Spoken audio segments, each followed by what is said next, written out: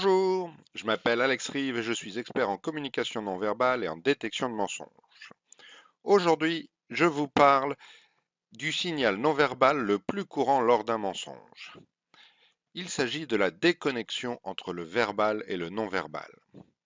En effet, souvent lorsque vous mentez, vous dites quelque chose, vos mots ont un sens, mais votre langage corporel contredit ce que vous êtes en train de dire.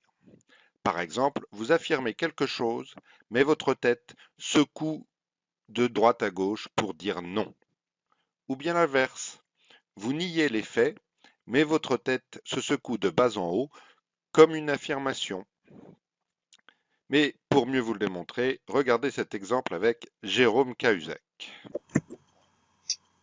Je n'ai pas informé Pierre Moscovici, ni que j'avais reçu ce formulaire, ni que je n'avais pas répondu à ce formulaire.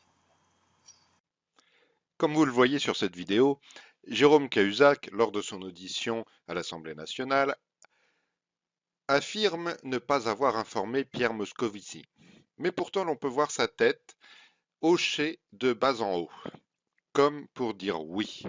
Il y a donc une déconnexion entre ce qu'il dit et son langage non verbal. Regardez cet autre exemple tiré des informations de BFM TV. Pas d'histoire de vêtements dans tout ça. Moi j'ai des copines, ils sont en jupe, ils sont en short. Franchement, moi je suis pas contre ça. Même moi, je sors en jupe, je sors en short, ça me dérange pas, je vais en soirée. Franchement, je ne vois pas pourquoi je vais frapper une fille qui est en jupe.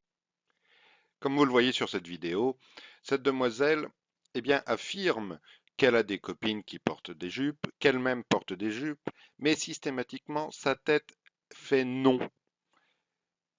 Il y a à nouveau déconnexion entre le verbal et le non-verbal. Son langage non-verbal ne correspond pas à ce qu'elle raconte. Alors, la prochaine fois que vous discutez avec quelqu'un, regardez ce genre de signe. Y a-t-il congruence entre le verbal et le non-verbal? Comme je vous l'ai dit, ça peut être affirmer quelque chose alors que la tête fait non, ou le contraire.